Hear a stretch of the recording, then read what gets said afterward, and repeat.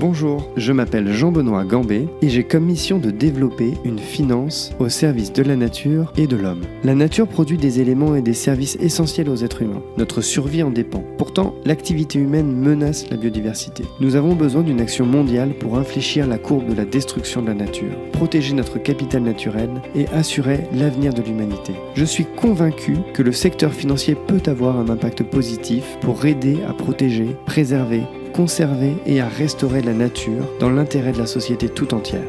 Dans ce podcast, j'invite des femmes et des hommes qui se battent quotidiennement pour changer les choses et qui mettent la préservation de l'environnement au cœur de leurs décisions d'investissement ou au cœur de leur mission. Aujourd'hui, j'ai le plaisir de recevoir Lucie Pinson, la fondatrice de l'ONG Reclaim Finance, qui a comme objectif de pousser les banques à changer leurs pratiques pour limiter le réchauffement climatique. Lucie est une militante, elle est visible, elle interpelle les dirigeants dans les assemblées générales, mais elle est aussi là pour les aider. Lucie et les équipes de Reclaim Finance conseillent et orientent les banques dans leur décarbonation. Reclaim Finance est un interlocuteur important des banques et l'ONG a une influence indéniable. Je vous souhaite une excellente écoute. Bonjour Lucie, je suis ravi de te recevoir aujourd'hui. Est-ce que tu peux te présenter succinctement s'il te plaît ?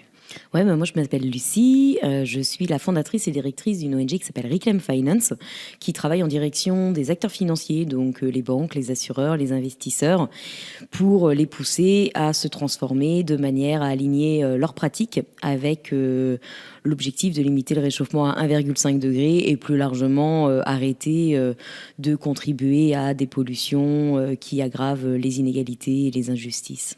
Et alors, qu'est-ce qui t'a mené justement à créer Reclaim Finance ?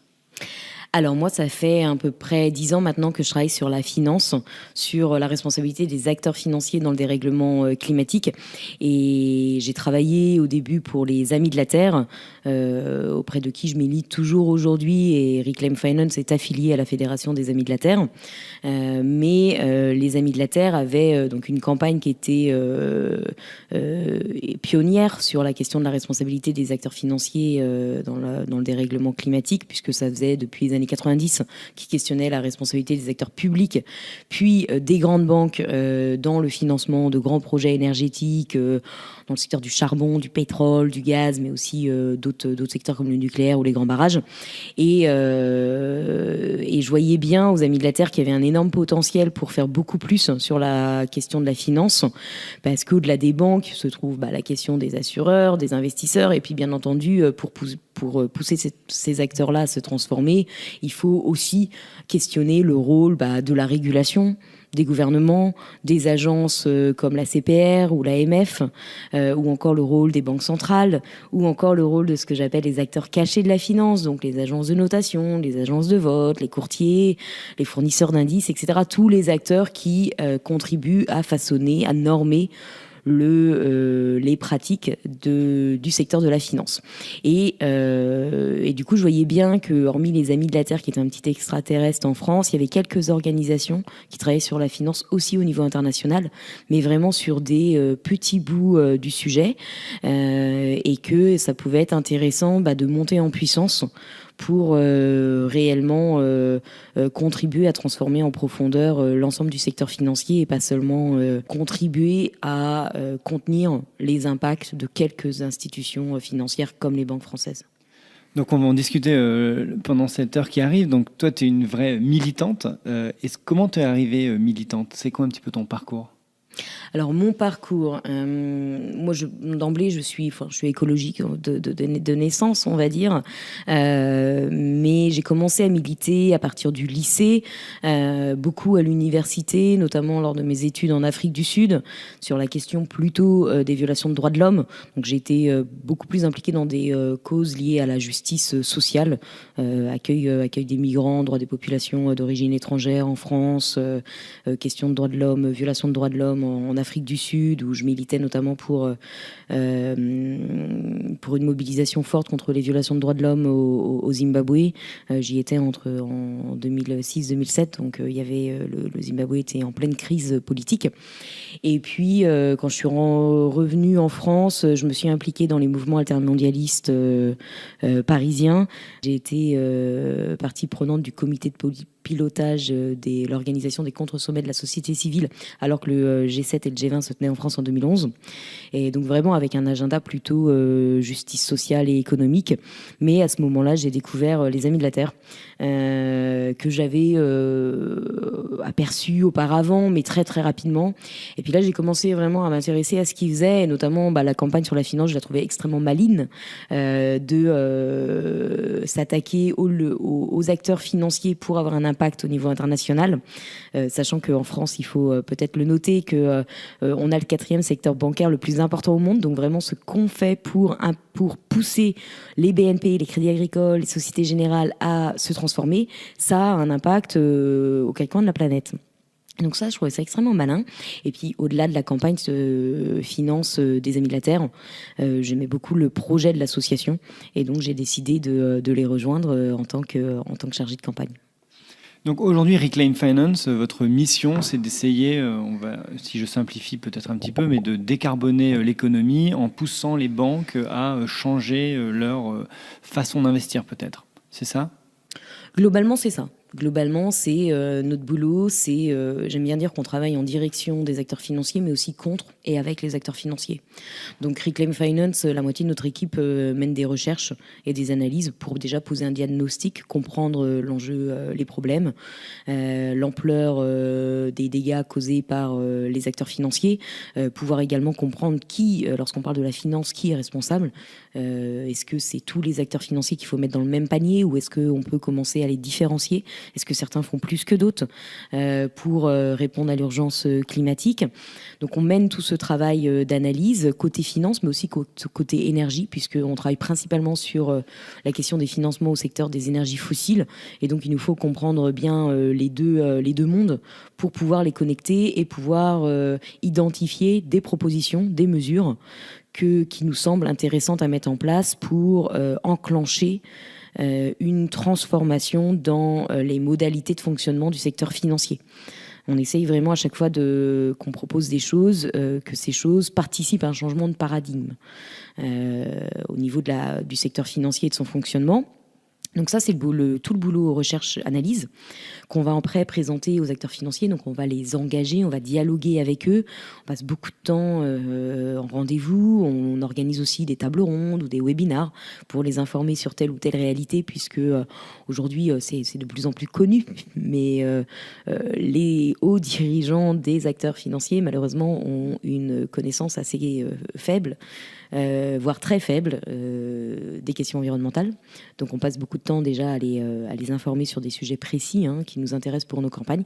Et puis bien entendu, lorsqu'on dialogue avec eux, on institue aussi un rapport de force, puisque notre sujet, c'est pas juste de leur poser une problématique sur la table, de faire un grand sourire et d'attendre qu'ils s'en saisissent, c'est de les pousser à s'en saisir. Et donc, bien entendu, on utilise aussi tous les leviers disponibles pour leur mettre la pression et les pousser à agir plus vite que trop tard.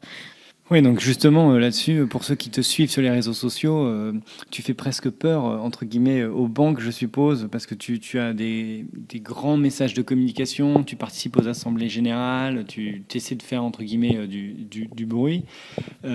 Est-ce qu'on peut parler au contraire de la partie des rendez-vous peut-être plus privés avec les banques que tu as ? Est-ce qu'aujourd'hui, elles t'écoutent réellement ? Est-ce que vous êtes Est-ce que finalement, toute ton équipe qui fait de la recherche aide réellement les banques ? Est-ce que ça a un impact aujourd'hui ? Alors d'abord, est-ce qu'ils nous écoutent ? Oui, mais pas tous. Il y a des acteurs qui refusent de nous parler. Ça, c'est évident. Tu peux dire qui, par exemple ? Je peux dire qui. En tout cas, Covéa, pendant très longtemps, a fui le dialogue. D'accord. Voilà. Aujourd'hui, on est aussi régulièrement blacklisté, plus ou moins, par AXA. Voilà. Oui, mais en même temps, AXA, si je me rappelle tu avais fait une énorme du New York Times ou de The Economist, dans le Financial Times. Financial Times, où vraiment là, c'était, tu demandais au CEO de prendre encore plus d'engagement qu'il ne fait. Parce que Alors, moi, de ma vision, AXA, j'ai l'impression qu'AXA, c'est le premier de la classe. Je me trompe? On a contribué notamment à façonner cette image-là d'AXA, hein, parce que AXA a fait beaucoup sur le charbon. AXA a été le premier assureur, en tant qu'investisseur, premier grand investisseur au niveau international, à oser faire le choix du désinvestissement en 2015. Alors les critères de désinvestissement étaient très faibles, mais il faut lui reconnaître que c'était le premier à l'époque. Donc il ne savait pas où il allait, il pouvait se planter, etc. Il se trouve que ça a entraîné un énorme mouvement de désinvestissement du secteur du charbon. Et puis AXA a reconnu en 2017 que son approche de 2015 tenait pas la route parce qu'elle était assez faiblarde. Déjà, elle ne portait pas sur l'activité même d'AXA qui est d'assurer, puisqu'elle ne portait que sur les investissements. Donc il y a eu une rectification à ce niveau-là en 2017. Et puis surtout, en 2017, Thomas Buberl a été le premier directeur général au monde à reconnaître que la finance doit s'intéresser au climat, non pas seulement parce que le dérèglement climatique pose des risques sur la profitabilité du secteur financier, mais également parce que leurs activités d'investissement et de souscription participent à nourrir le dérèglement climatique. Et donc, l'approche était complètement changée. Il ne s'agissait pas de réagir au dérèglement climatique en acteur passif pour se protéger, lui, AXA, mais il s'agissait d'être moteur de l'action climatique pour atténuer le dérèglement. Donc à ce moment-là, je suppose que tu applaudis. En 2017, on applaudit. C'était, je me rappelle, une des premières fois où on applaudissait un acteur financier. Je me vois encore au One Planet Summit, où Thomas Buberl faisait cette annonce-là. J'étais dans la salle, donc oui, j'ai applaudi. On a fait un communiqué de presse grandiloquent sur AXA. Et puis AXA en 2019, alors n'était pas le premier puisqu'il y avait déjà eu Crédit Agricole juste avant, mais en 2019 a été quand même un des premiers acteurs financiers français à adopter une politique robuste de sortie totale du secteur du charbon. Donc là, rebelote, on applaudit et c'est vrai que AXA, on l'a nommé même au niveau international comme un exemple à suivre par ses pairs et par toute l'industrie financière. Sauf que ça, c'était en 2019. Aujourd'hui, on est en 2022. L'année dernière, on était en 2021. Aujourd'hui, l'état de la science a radicalement changé et on sait que sortir du charbon, on le savait déjà à l'époque, mais on va dire c'est de plus en plus évident aujourd'hui. Et on voit qu'il y a une accélération du dérèglement climatique qui nécessite une accélération de l'action climatique par les acteurs financiers. Surtout qu'on peut se dire, ils ont mis des années à se mettre en ordre de marche, alors que, in fine, ils étaient quand même responsables, parce que les assureurs, il faut quand même rappeler que les assureurs ont pour boulot de prévenir le risque dans nos sociétés, et que le premier rapport d'un réassureur, il s'appelait Munich Re, sur les risques que représente le dérèglement climatique date de 1972. Il a fallu 45 ans pour l'industrie de l'assurance de se dire que peut-être ils allaient arrêter d'assurer de nouvelles centrales à charbon qui nourrissent ce dérèglement climatique. Donc, ils sont responsables et ils sont clairement coupables de l'état dans lequel se situe la planète aujourd'hui. Après, on peut se dire, une fois que le sujet est sur la table, donc à partir de 2015, il y a une petite période de mise en jambe qui explique que c'est assez lent et qu'on commence que par le charbon. Mais au bout d'un moment, il va falloir mettre les bouchées doubles parce que le rapport du GIEC a bien rappelé que nous avons que 3 ans aujourd'hui pour faire piquer nos émissions et ensuite les faire baisser drastiquement, puisque il faut rappeler aussi l'engagement des acteurs financiers qui s'alignent derrière cet engagement international, de baisser les émissions de 50% d'ici 2030. Donc c'est massif et il faut vraiment accélérer les mesures visant la sortie des énergies fossiles. Un objectif qui a d'ailleurs été rappelé à Stockholm récemment par les Nations Unies, pour la première fois. Du coup, AXA, en 2021, ça n'a rien d'être un leader, c'est un assureur qui est toujours dans le top des assureurs qui soutiennent toujours l'expansion du pétrole et du gaz au niveau international, à rebours des recommandations des scientifiques du GIEC et à rebours des recommandations de l'Agence internationale de l'énergie, qui n'a pourtant rien d'une agence de conservation de l'environnement.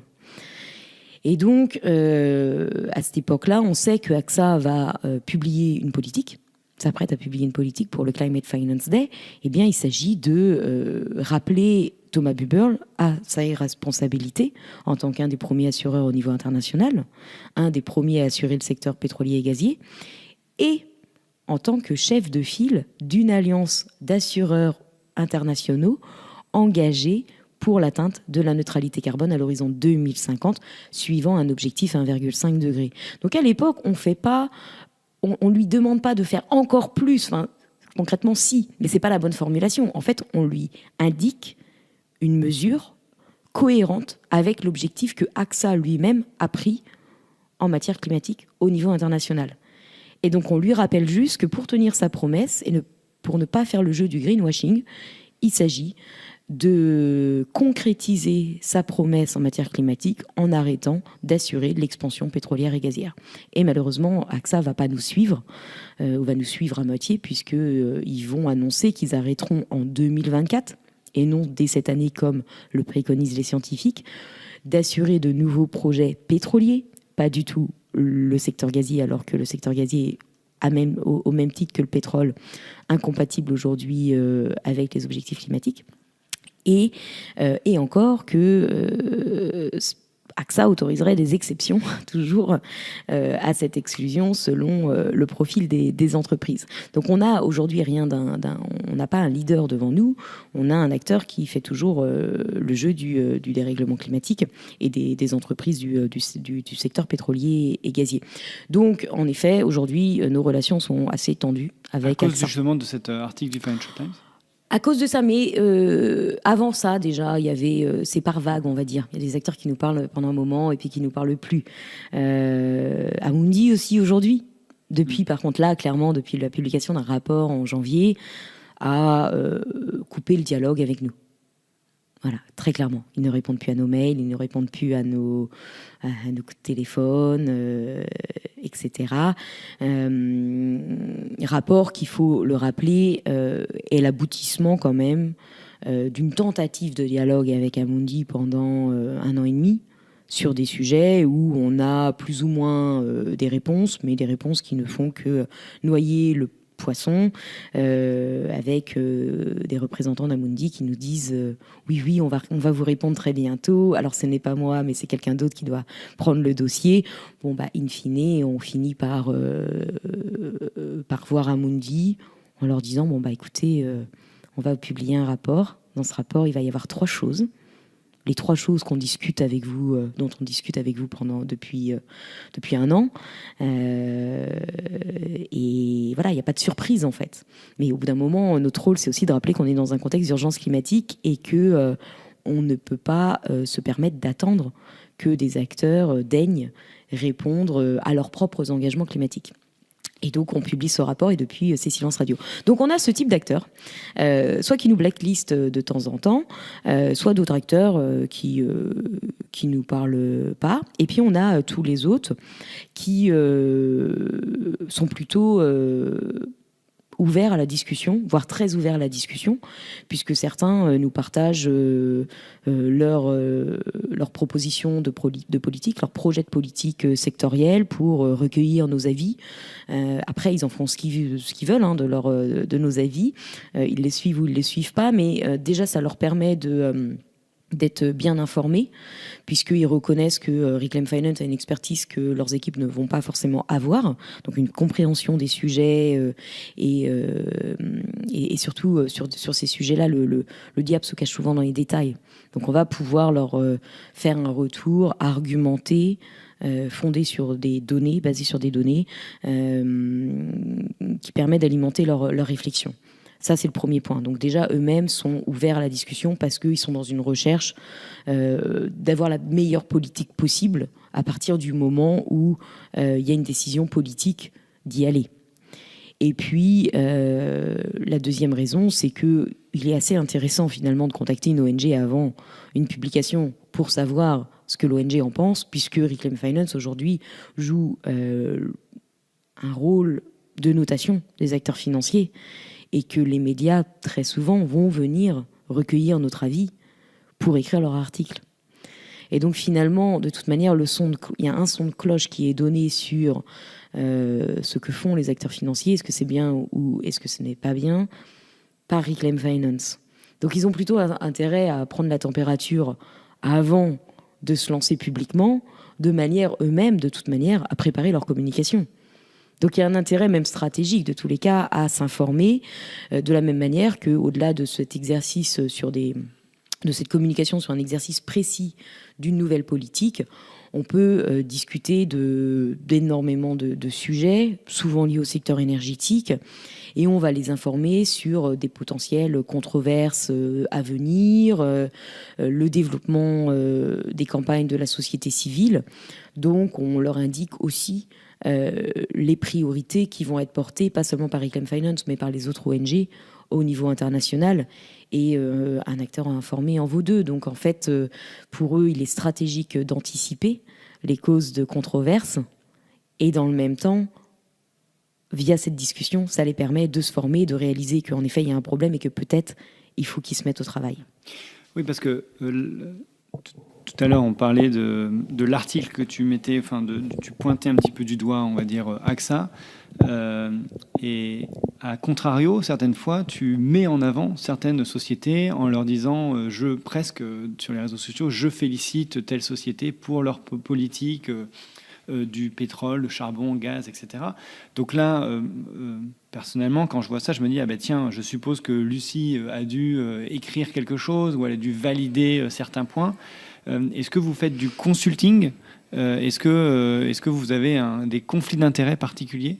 Nous, on ne fait pas de consulting, on est totalement indépendant. Donc, on va fournir en effet des services qui peuvent s'apparenter à du conseil, puisqu'on peut des fois, quand on reçoit une politique, on fait des retours, on envoie des recommandations très précises, ça s'apparente à des services de conseil. Par contre, on le fait de manière totalement indépendante.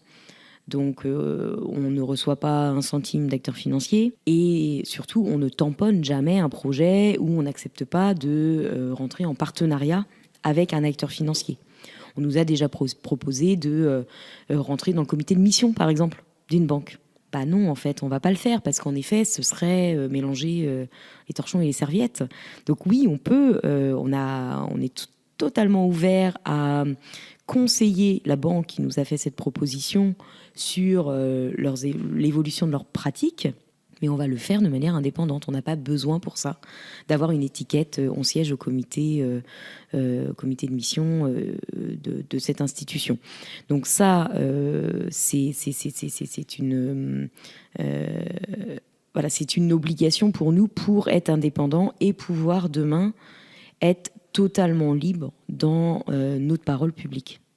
Comment vous êtes financé du coup ? Parce que ça demande quand même une réelle expertise de pouvoir conseiller des banques sur leur politique climatique. Il faut à la fois, je suppose, les personnes qui travaillent avec toi, ils ont évidemment des compétences financières, mais aussi des compétences, on va dire, climatiques, de tout ce qui est dans la transition énergétique, écologique. Comment vous arrivez à vous rémunérer ? Ou est-ce que tout le monde travaille gratuitement ? Comment ça se passe ? Alors non, du tout. On a des bénévoles, mais non, sinon on a beaucoup de salariés. On a plus d'une vingtaine de salariés aujourd'hui, ce qui pour une association qui a 2 ans, c'est pas mal. On est rémunéré grâce à des fondations. Donc concrètement, on propose à des fondations comme la Fondation européenne pour le climat des projets pour lesquels ils décident de nous financer ou non. Donc c'est des projets qu'on dessine de A à Z et qu'on met en œuvre, pareil, de manière totalement indépendante. Et en effet, la majorité de nos dépenses aujourd'hui vont aux ressources humaines et ensuite à l'achat de bases de données. Parce que nos campagnes sont fondées sur de la donnée. Et pour cela, la donnée, il faut l'acheter. Et donc on a accès à des bases de données financières, mais également énergétiques. Et en effet, dans notre équipe, on a des profils très variés. On a beaucoup de personnes qui ont un profil plutôt Sciences Po, mais on a aussi des profils école de commerce. On a un expert plutôt en transactions financières, donc lui, il épluche toutes les transactions des acteurs financiers. On a accès notamment à un terminal Bloomberg. Ça peut nous arriver aussi d'externaliser les recherches financières lorsqu'elles sont très conséquentes et donc preneuses de temps. On a un expert en énergie, donc qui lui aussi a accès à des bases de données sur le secteur énergétique. Et on a même un avocat qui peut nous conseiller sur certains aspects de nos campagnes. Quand je rencontre habituellement des directeurs RSE ou directrices RSE de banques ou même des directeurs financiers, dès qu'on parle un petit peu de décarbonation, on voit que souvent, j'ai l'impression en tout cas qu'ils sont qui sont sincères dans leur démarche et qui sont réellement dans un esprit de décarbonation, d'essayer de transformer les portefeuilles. Ils me disent qu'ils font tout leur possible, etc. Et souvent, j'ai vraiment envie de les croire. Souvent, je me dis, mais oui, effectivement, c'est pas facile de décarboner un portefeuille, c'est pas facile d'arrêter certains financements, etc.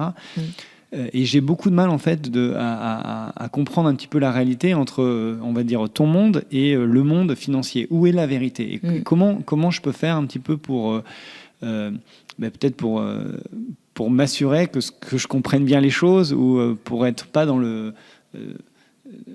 pour ne pas me tromper, finalement. Est-ce qu'ils font tout leur possible ? Clairement, non. Ça, c'est assez évident. D'ailleurs, il faudra la prochaine fois que tu les rencontres, que tu leur demandes combien de temps ils allouent à la question climatique, par jour ou par semaine.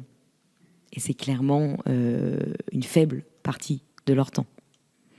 Alors qu'aujourd'hui, la pérennité de leur groupe dépend de sa capacité à engager la transition. Et de plus en plus, on va parler d'engager une rupture avec le modèle économique dans lequel on est actuellement. Donc clairement, ils ne font pas assez. Après, il y a des personnes de bonne foi. Et peut-être qu'ils ne font pas assez également parce que, malheureusement, ils ont une connaissance assez crasse des enjeux climatiques et environnementaux. Vraiment, il y a une méconnaissance totale de l'urgence dans laquelle on est. Et des solutions également. Aujourd'hui, on conclut une saison des assemblées générales où nous sommes allés avec vraiment pas beaucoup d'attentes en direction des acteurs financiers. Nous y allions pas pour leur demander des nouveaux engagements, arrêter par exemple de financer immédiatement l'expansion pétrolière et gazière, comme le recommandent les scientifiques du GIEC ou de l'Agence internationale de l'énergie, mais on demandait juste, est-ce que vous pouvez au moins reconnaître cet impératif de tendre le plus rapidement possible vers un arrêt de l'expansion pétrolière et gazière. Vous voyez, on a pris beaucoup de pincettes. Et malheureusement, aucun n'a répondu présent. C'était un palmarès de mauvaise foi. Et je pense que, en effet, derrière cette mauvaise foi et cette hypocrisie, certains, en vérité, n'ont jamais lu les recommandations de l'AIE ou du GIEC et dépendent uniquement de ce qui leur est dit en interne. Sauf que du coup, ils s'en remettent entre les mains de leurs salariés qui ne sont pas forcément plus informés ou qui peut-être ont des intérêts totalement opposés à une sortie du pétrole et du gaz. Vous pouvez bien entendu comprendre que le chef pétrole et gaz du Crédit Agricole n'a pas très envie aujourd'hui de nous écouter lorsqu'on dit il faudrait cesser l'expansion pétrolière et gazière.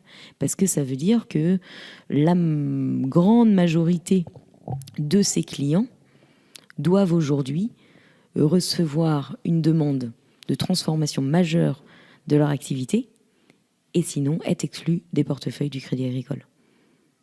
Mais justement, est-ce que c'est possible d'arrêter l'expansion pétrolière et gazière ? Est-ce qu'aujourd'hui, notre économie peut le supporter ?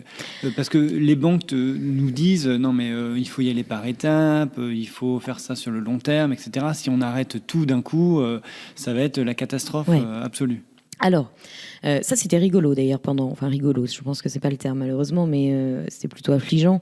Pendant les assemblées générales, on a eu le Crédit Agricole justement, qui a justifié ses soutiens à l'expansion pétrolière et gazière, donc à des méga projets qu'on qualifie aujourd'hui de bombes climatiques, en les présentant comme une aide apportée aux populations fragilisées aujourd'hui par la hausse des prix sur le marché énergétique, dans un contexte fortement influencé par la guerre en Ukraine. Mais ça résiste pas à l'analyse. L'Agence internationale de l'énergie, à travers son directeur général, Fatih Birol, dit elle-même que la solution aujourd'hui à la crise climatique, mais également à la crise sur le marché énergétique, c'est de ne plus investir dans de nouveaux projets dans le secteur du charbon, du pétrole et du gaz, et que ces solutions se situent au contraire dans le déploiement de politiques de sobriété, d'efficacité énergétique et d'énergie renouvelable ou toute autre solution, la rénovation thermique des bâtiments, etc. Il faut bien comprendre que, en effet, on ne va pas sortir du pétrole et du gaz du jour au lendemain. Et ça, personne n'a dit le contraire. Mais ça ne justifie pas d'en rajouter Et aujourd'hui, c'est bien le problème. On n'est pas du tout en train, alors qu'il nous faudrait organiser une sortie progressive des énergies fossiles, on en est encore à ouvrir de nouveaux projets qui ne font que renforcer notre dépendance aux énergies fossiles et nous éloigner d'une éventualité d'une sortie des énergies fossiles, d'une éventuelle sortie des énergies fossiles. Donc ça, c'est le problème. Donc aujourd'hui, on demande aux acteurs financiers de reconnaître l'impératif de ne plus développer de nouveaux projets pétroliers et gaziers, de manière à ensuite adopter une feuille de route pour tendre vers le respect de cet objectif. En effet, le secteur pétrolier et gazier est très différent du secteur du charbon. Si vous prenez le secteur du charbon, secteur dans lequel on sait aujourd'hui aussi qu'il ne faut plus développer de nouveaux projets. Et on n'en développe plus. On en développe beaucoup. Les banques européennes, les françaises, etc. continuent à développer. Certaines européennes, oui, notamment via des financements aux entreprises, parce qu'il faut bien comprendre que lorsqu'on parle des banques, vous avez différents services financiers. Vous avez les financements directs à des nouveaux projets, donc une centrale à charbon, mais vous avez tous les financements qui vont aux entreprises qui développent ces nouveaux projets. Et ces financements, qu'on dit financements corporate ou généraux, représentent la majeure partie des financements au secteur du charbon, et ça va être la même chose pour le secteur pétrolier et gazier. Lorsque les banques françaises disent qu'elles ne vont pas financer directement le projet d'ICOP développé par Total en Afrique de l'Est, en vérité, elles vont quand même contribuer au développement de ce projet puisqu'elles financent tous Total Energy. Et Total Energy va notamment utiliser des financements aussi généraux pour développer ce projet-là. Total Energy ne va pas dépendre uniquement des financements de projets. Donc pour le secteur du charbon, c'était assez facile finalement, lorsqu'on y pense, d'arrêter tout soutien aux entreprises qui développent de nouveaux projets dans le secteur du charbon. Il a fallu des années quand même pour pousser les banques françaises à le faire, mais c'était quelque chose d'acceptable puisque la moitié seulement de l'industrie du charbon développe de nouveaux projets de mines ou de centrales à charbon. Donc finalement, il s'agissait d'arrêter de financer la moitié du secteur. Certaines autres entreprises dans l'autre moitié qui sont trop exposées au secteur du charbon pour faire la transition. Et puis, il s'agit de dialoguer, de mettre la pression sur les entreprises du secteur du charbon restantes en portefeuille pour les pousser à adopter un plan de fermeture de leurs infrastructures de manière à progressivement fermer leurs mines, leurs centrales à charbon, de manière à faire de la place pour les énergies renouvelables. Par contre, pour le secteur pétrolier et gazier, c'est beaucoup plus difficile puisque 96% des entreprises productrices de pétrole et de gaz développent de nouveaux projets. Donc on comprend bien qu'on ne va pas arrêter de les financer du jour au lendemain. Ça va être mission impossible.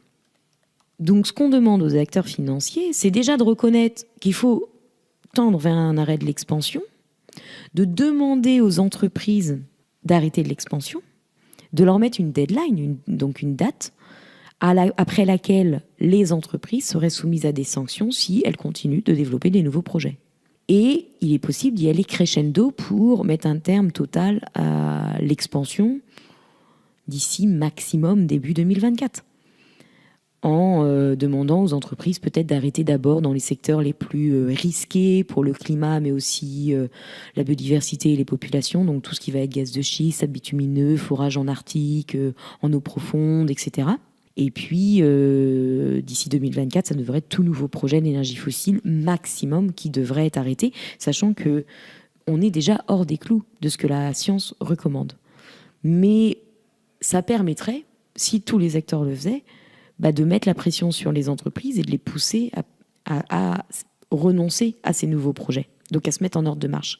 Et en attendant, par exemple, en tant qu'investisseur, il est possible de sanctionner par un vote en Assemblée générale. Il est possible de faire comme CNP le fait. CNP aujourd'hui dit, moi je reste exposé à des entreprises qui développent des nouveaux projets pétroliers et gaziers, mais je vais utiliser tous mes actifs dans ces entreprises pour engager ces entreprises et les pousser à renoncer à ces nouveaux projets. Par contre, dès maintenant, je suis CNP Assurance, je ne mets plus un centime dans ces entreprises. Parce que je sais que tout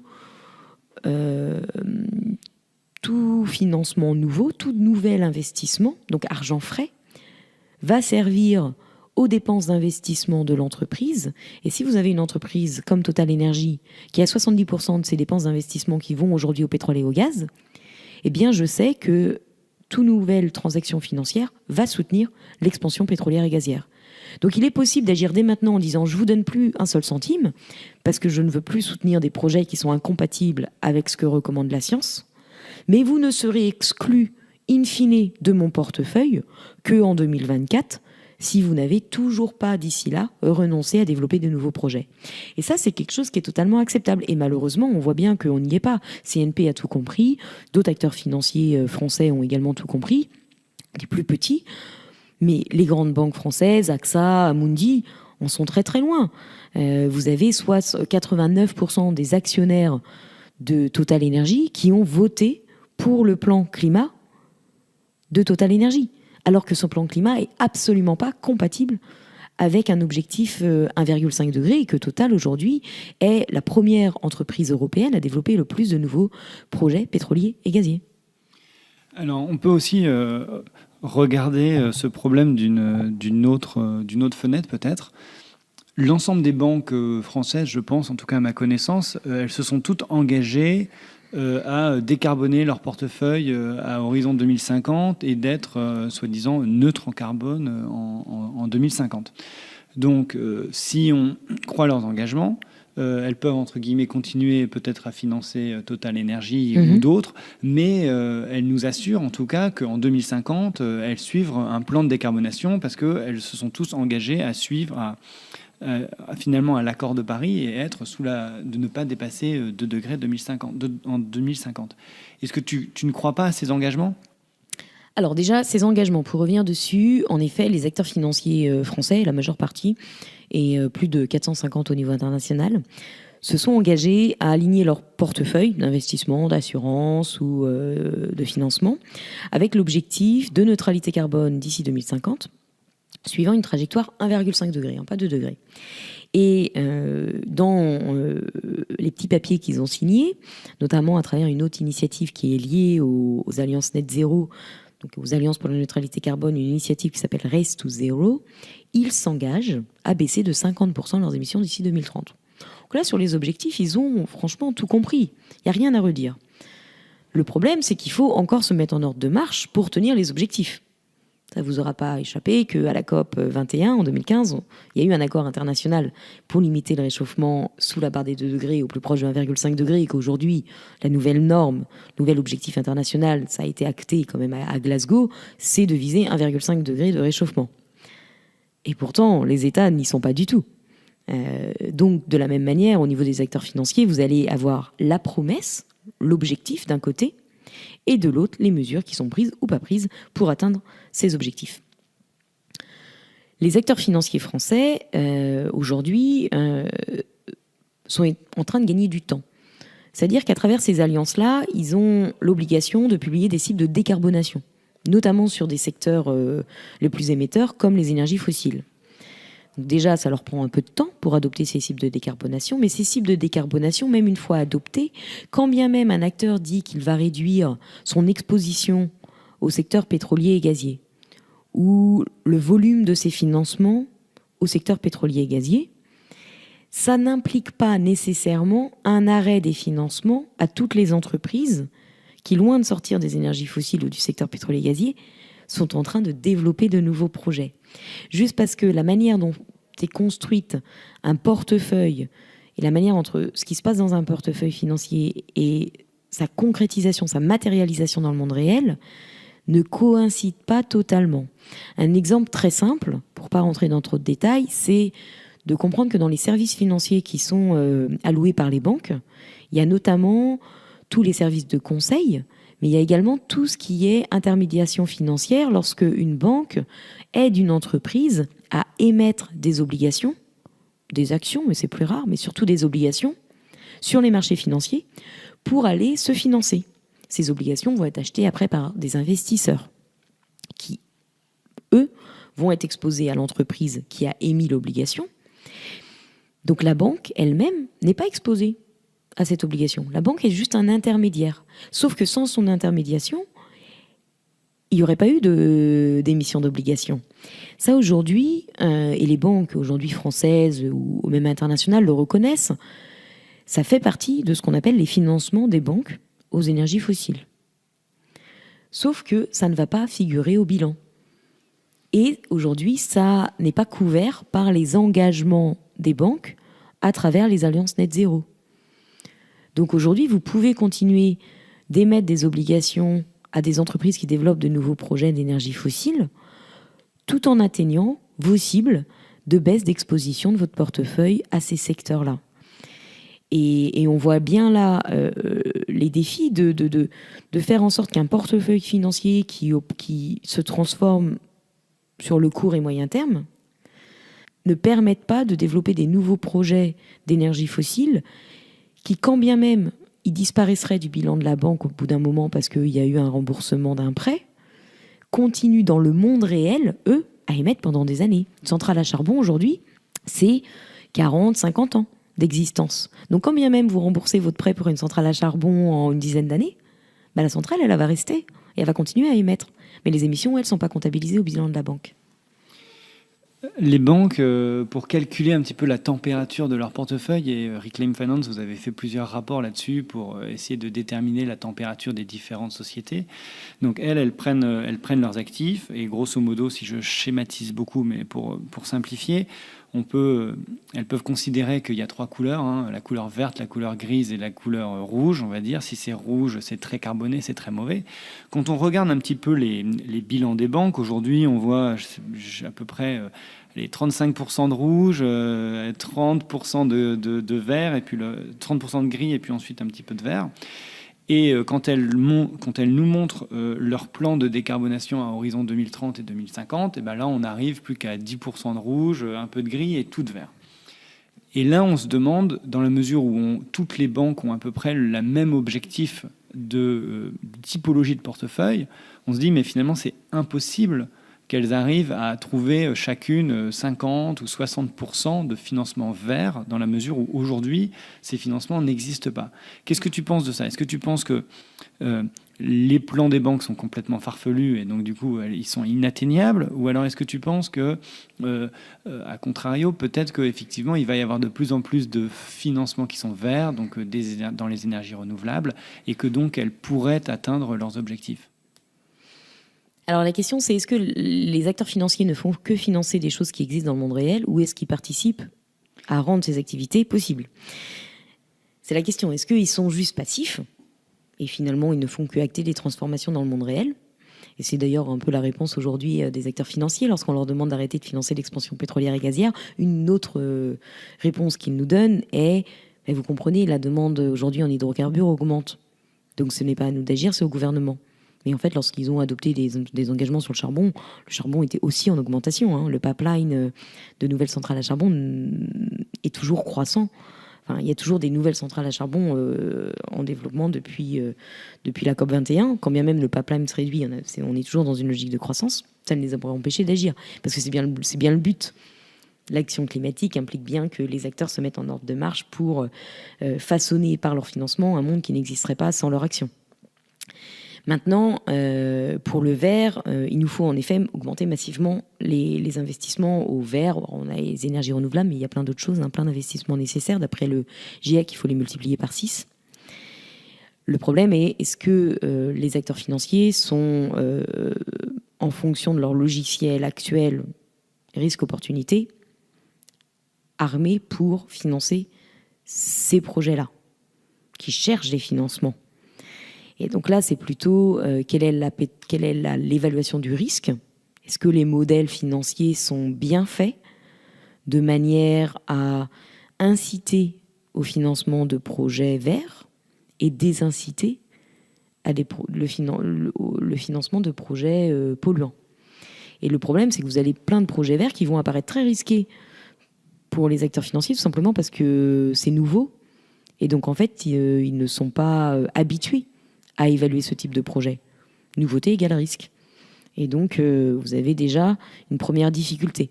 Après, vous avez aussi, au-delà de tous les investissements nécessaires pour l'atténuation du dérèglement climatique, vous avez tous les investissements qui vont être nécessaires pour l'adaptation au dérèglement climatique, puisqu'il faut quand même rappeler que le dérèglement climatique, aujourd'hui, fait déjà des millions de victimes. Et malheureusement, se pose la question de la rentabilité de ces investissements-là. Construire une digue, en soi, va pas forcément rapporter directement des profits. Par contre, c'est sûr qu'elle va contribuer à permettre la protection d'une zone dans laquelle il va être possible de développer des activités économiques génératrices de profits. Mais on voit là aussi un enjeu de comment on lève des financements publics, peut-être privés aussi, pour financer ce type d'activité. Maintenant, l'enjeu, dans ta question, il y a aussi, se trouve la question du vert et du rouge. Est-ce qu'une entreprise en soi est toute verte ou toute rouge? La réalité, c'est qu'en fait, on a des entreprises qui sont très diversifiées en face de nous.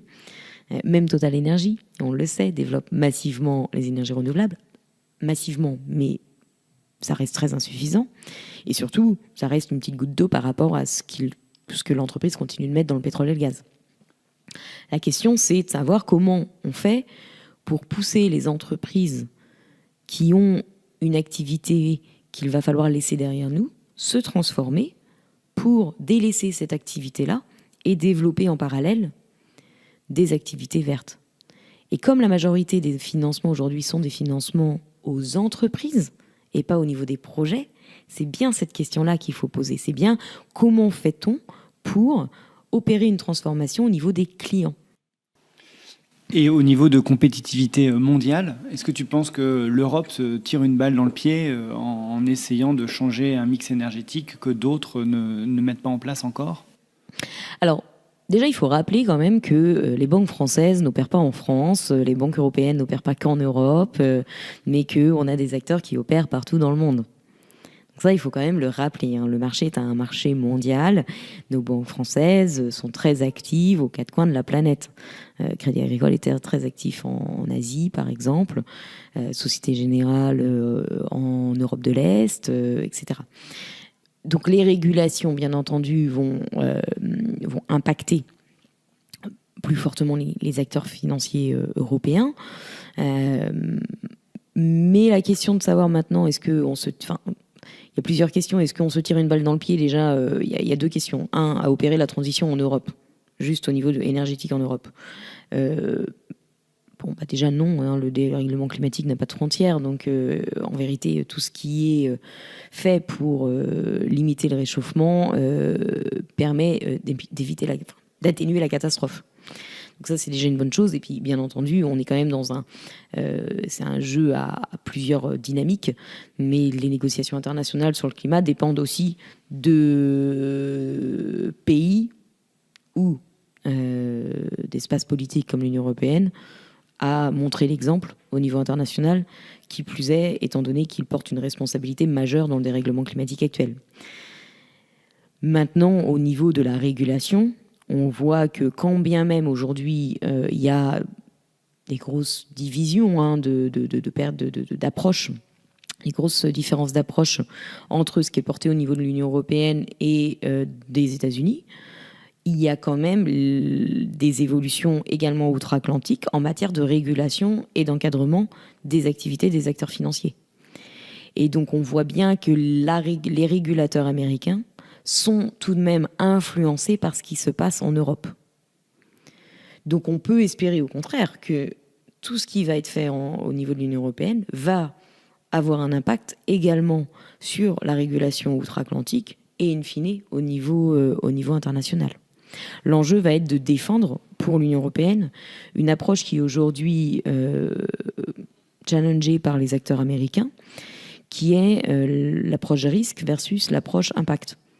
Comme je disais tout à l'heure, lorsque je parlais d'AXA, lorsque AXA a dit à partir de maintenant, on va pas seulement exclure les entreprises qui sont très exposées en part relative au secteur du charbon, donc les entreprises qui sont les plus risquées financièrement pour moi, mais je vais également exclure les entreprises qui développent des nouveaux projets de centrales ou de mines à charbon, parce que ces entreprises-là ne sont pas forcément risquées pour mon portefeuille, mais en les finançant, je contribue activement au dérèglement climatique.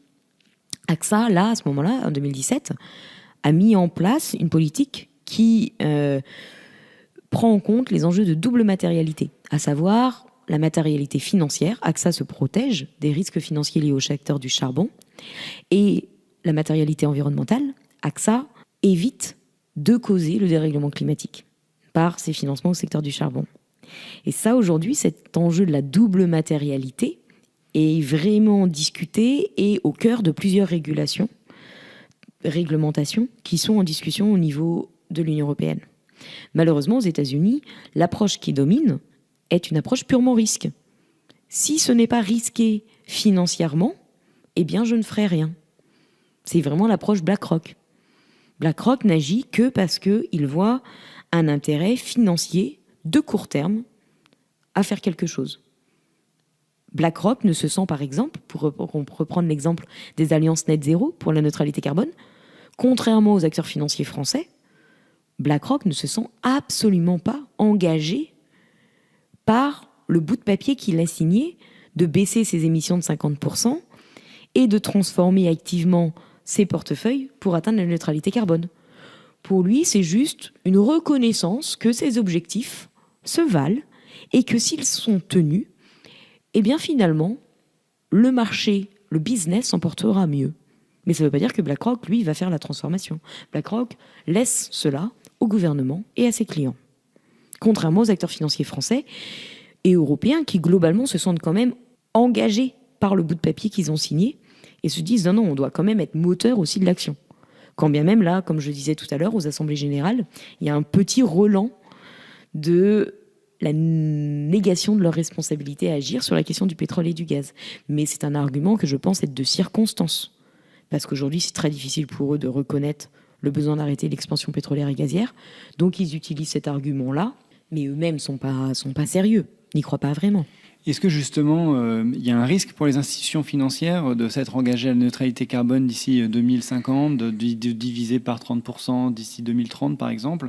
Est-ce que, je ne sais pas, un futur boulot de Reclaim Finance, ça sera justement d'attaquer tous ceux qui n'ont pas suivi leur plan de décarbonation? Alors ça, on le fait déjà. Ça, on regarde déjà les cibles de décarbonation adoptées par les acteurs financiers. Et puis surtout, on les appelle, au-delà des cibles de décarbonation, à adopter les mesures sectorielles sur les industries les plus polluantes pour se mettre en ordre de marche pour baisser de 50% leurs émissions d'ici 2030. Mais il y a un risque financier, un risque juridique pour eux de ne pas aller au bout, de ne pas faire ce qu'ils ont dit qu'ils allaient faire. Alors en effet, il y a un potentiel risque juridique. On voit aujourd'hui que le levier, l'arme juridique est de plus en plus utilisée par les ONG. On l'a vu avec Shell, on l'a vu bien entendu également sur les États avec l'affaire du siècle en France.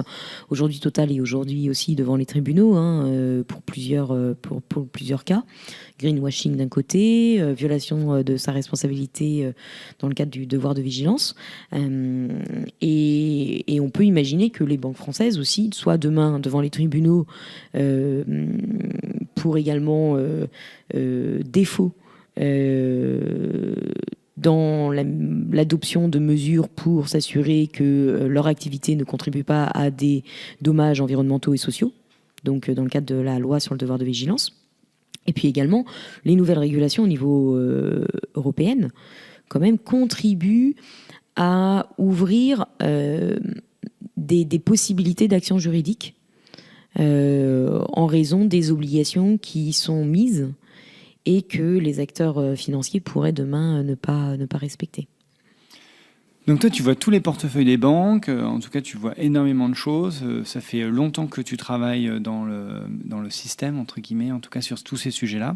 Est-ce qu'aujourd'hui tu y crois encore? Est-ce que tu crois que c'est possible? Ou alors que finalement, tu sais très bien que de toute façon, les 1, les 2 ou les 2,5 degrés, ils vont passer, mais finalement tu te bats pour pas dépasser 3?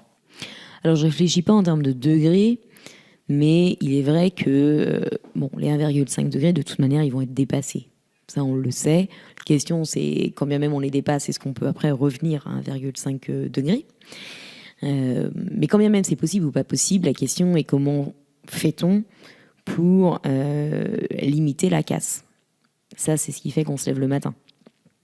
Aujourd'hui, en effet, on voit que, notamment juste pour rester sur le périmètre français, c'est extrêmement compliqué sur le pétrole et le gaz. Là, vraiment, on est dans le dur et on a des résistances qui sont extrêmement fortes de la part des plus grands acteurs financiers français. Mais on va finir par gagner. C'est évident. Le charbon, en fait, il faut se remémorer quand même aussi ce qui s'est passé sur le charbon. On a fini par gagner. alors qu'on a mis des années. Aujourd'hui, ça nous semble être une énorme victoire, la success story, mais la success story, elle arrive après une suite d'échecs quand même. Et moi, j'ai commencé à travailler sur la question des financements au secteur du charbon en 2013. Les premières politiques de sortie du secteur du charbon, Total, qui ne sont pas totalement parfaites, mais qu'on va qualifier vraiment de très bonnes, encore faut-il qu'elles soient appliquées, elles datent de 2019. Donc il a fallu 6 ans quand même, 6 ans de bataille pour petit à petit forcer les acteurs financiers à aller là où on voulait qu'ils aillent. Donc, sur le secteur pétrolier, pour l'instant, on est en pleine tension, mais on va finir par gagner. Ce sera le mot de la fin. Merci beaucoup, Lucie, d'avoir accepté cette invitation. Merci pour ton temps et puis bon courage pour la continuation de ton combat. Merci. Je profite de cette conclusion pour préciser qu'en 2020, pour récompenser son action climatique, Lucie a reçu le prix Goldman pour l'environnement. Le prix Goldman, c'est souvent considéré comme le Nobel de l'environnement. Félicitations Lucie et bon courage dans ton combat pour la décarbonation du système financier. Tu as probablement encore du travail pour les années qui arrivent. À bientôt pour une prochaine interview. Prenez soin de vous, des autres et de la nature.